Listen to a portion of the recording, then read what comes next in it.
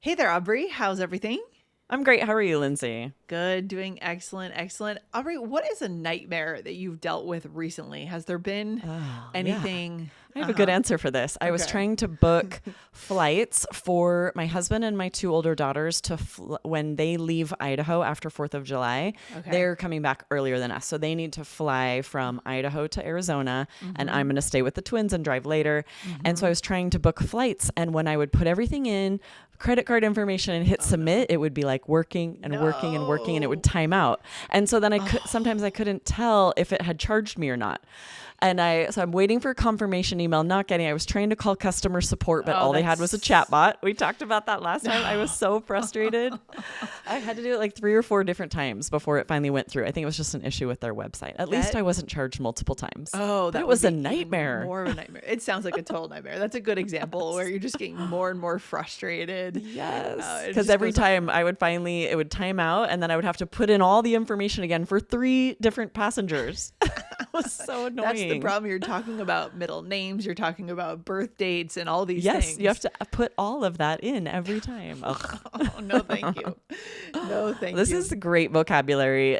Clearly I wasn't talking about an actual nightmare that I Mm-hmm. had at night while I was sleeping. We use this idiomatically to talk about a Yes. frustrating or annoying situation. We'll call it a nightmare. Yes. And you're likely on IELTS to talk about situations that weren't perfect, and you need Hmm. high scoring vocabulary, idioms to describe when something went wrong. And it's also we talk about the value of exaggerating on IELTS for better Yes. pronunciation. So we elevate something to the level of a nightmare, even if it's not a literal nightmare. These situations are really frustrating, That's right? such a good example. And you do Hmm. want to vary your tone. As you hear the examples we use today, notice we don't say, it was really a nightmare. Like, Hmm. we really punch that hard because we're exaggerating. It was such a nightmare. Yes, exactly. So, I mean, let's go through some vocab for today, Aubrey, to address these types of Yes. situations. Yeah. Let's do it. So, for part 1, for example, you might get a question about commuting or traffic. What could you say, Lindsay? Yeah, you could say so. The question might be, or your answer might be, driving during rush hour in my city can be a nightmare, especially on rainy days. Mm-hmm. Exactly, right? This is so much higher scoring than just to say it's bad, it's annoying, Mm-hmm. right? To Mm-hmm. call it a nightmare is that variety of language the examiner's looking for, is that idiomatic language. Or you might get a Yes. part 1 question about parking where you live, and you Mm-hmm. could say, looking for parking in the city center is an absolute nightmare. So I Yeah. usually take public transportation. Mm-hmm. I love that. So, really useful word phrase to deploy.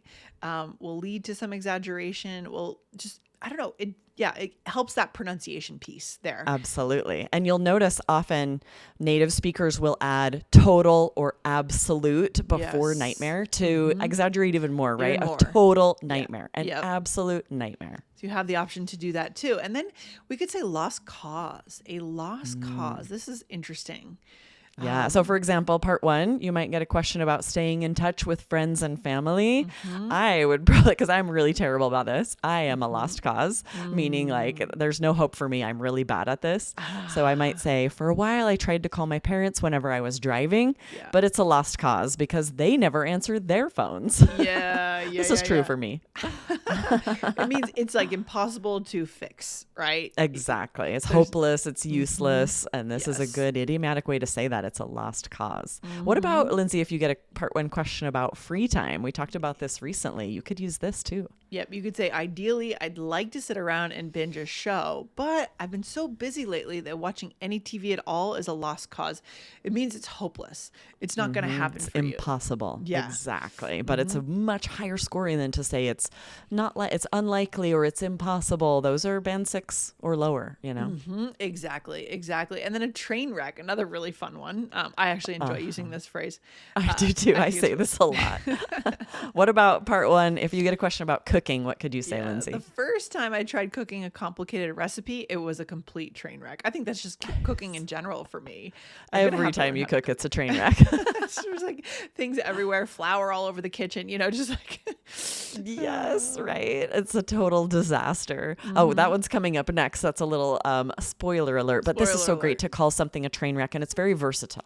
It could be for cooking, it could be for schedules, for being too busy at work, right? I'm Yes. so swamped at work, it's a total train wreck. All this means is like, it's bad. That's really all it means. bad. Whatever's happening, it's not ideal. Not good. Or a question about sleep could come up on part one. And what would you say, Yeah. Aubrey? I could say, I have to go to bed super early to be able to function. If ever I stay up past midnight, the next day is a complete train wreck.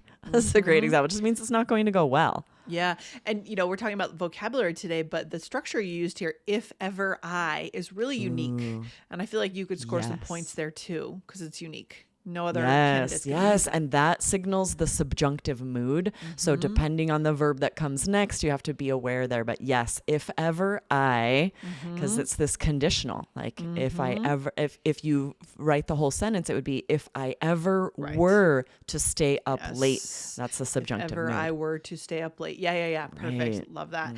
And then a disaster. You already hinted at this. Yes. Maybe you get a part one question about study habits. What would you say? I could say trying to study late at night when I'm exhausted is always a disaster. So I prefer to review my notes in the morning. Yeah, I'm kind of that way. I struggle after like 8 o'clock. I don't want to have to do any mental work. It's just hard. It's Same. so much harder. I'd much rather get up at 6 a.m. and feel fresh and do the work. Absolutely. It's a total lost cause after Yeah, it's a 8 lost p.m. cause. Yeah, it's not It's a good. disaster. A lot of these are very interchangeable. So if you've Yes. already used one and you have another chance to say something like this, use one of these others to boost your vocabulary scores. Yes. And then you might get a question on part one asking you if you're good at fixing things, right? Are you Ooh, a what fix-it might you be person? able to say, Lindsay? I once tried to fix a laptop, but it was a disaster. So I ended up buying a new one. Yeah. I'm very That'd be impressed by me. people If that I can tried to fix take things. apart a laptop, I be like, know. nope, this is a disaster. It's I very gotta go to the impressive. Apple Yeah. store. When people can fix things, it's amazing. Physical things like fix a desk or something, or even just like a I technology agree. I'm product. always so impressed. It's really impressive. All right, Aubrey. So this vocab is also really useful on part 3. So now, Yes, a lot of the examples we've provided so far in this episode were for speaking part 1, but we are now going to give you 2 sample answers for part 3. How could you use this vocabulary on part 3? Do you want to ask me one first, Lindsay? Yeah, let's start with you. So here we go, Aubrey. Here's the question. Why do some governments struggle to solve traffic problems in big cities? Well, in some cities, traffic congestion has become so severe that many people believe that solving it is a lost cause. Governments have difficulty keeping up with urban sprawl, which causes populations to skyrocket. So as more people buy cars, traffic becomes an absolute disaster. Having lived in New York City, I'd love for there to be an underground subway wherever I live. But however, in Phoenix, the solution is impractical since it would be too costly. So instead, governments usually work to widen roads in order to handle packed freeways and streets. It's not ideal, but it's the most affordable solution. Ooh, very nice use of a couple of the key words here, Aubrey. We had solving it is a lost cause, congestion. You're talking about traffic congestion, right?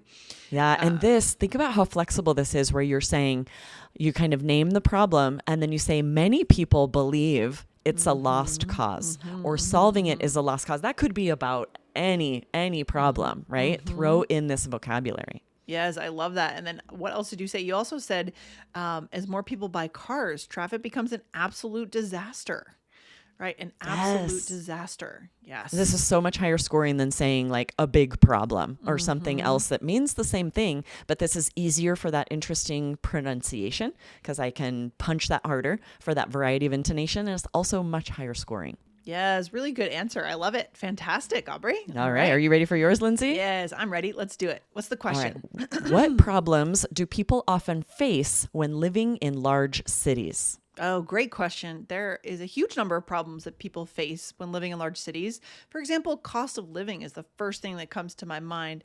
Honestly, when I think about the prices to live in New York City, it was a nightmare for me trying to afford my apartment. I had to have 3 roommates. Completely insane. Another thing that people don't think about as much, but is an actual fact, is trash removal and a lack of good sanitation. On the streets of New York, it can be a train wreck if trash removal doesn't come on a designated day, or if there's some kind of strike, it can be a complete disaster because you will have bags of trash on the sidewalk in a city like New York, and you'll end up seeing rats running around the subway. Honestly, it feels like a lost cause at times being able to solve these problems. Another thing that we can find is building layouts. When you don't have an elevator in your building, it's fine when you're in your 20s. But honestly, if you have kids and you're trying to haul a stroller up a fourth floor walk up, it can be a total nightmare. Yeah, I can confirm. I had two kids and a big stroller. Luckily, I had an elevator building, but sometimes we'd go visit friends and they were in a walk up and we're hauling that, or the subway usually didn't have elevators or they weren't working. So we're hauling the stroller down the stairs into the subway. And also you wouldn't want to go in those elevators either. That's true. It's like... They're usually like a toilet basically for the homeless people. Yeah. I was thinking about you with that answer there, Aubrey. Yes, that's a great example of things that are a total disaster. You used all of our vocab here to call it a complete train wreck, a total disaster, some of these problems. So this is interesting. Keep in mind, whenever we're sharing vocabulary like this, that's talking about how bad or how good something is, you can always use the opposite for something that's good. You could say like, it's not a lost cause, or it's definitely not a train wreck, to say that something's positive, right? So keep that in mind as well. Really good way to sneak in that extra high value vocabulary to impress the examiner. Right? Exactly. Yes. So as a takeaway here, this vocabulary is very flexible. Anytime you want to share that something's negative, that something's bad, these are the extremes. This is how we exaggerate to call it a disaster, a train wreck, a nightmare. And then be sure to use that interesting intonation, punch it harder. All right. Great episode today, Aubrey. You have a good rest of your day. And enjoy that warm weather that you're having there. Yeah, you too. Awesome. We'll see you next time, Lindsay. Take care. Bye.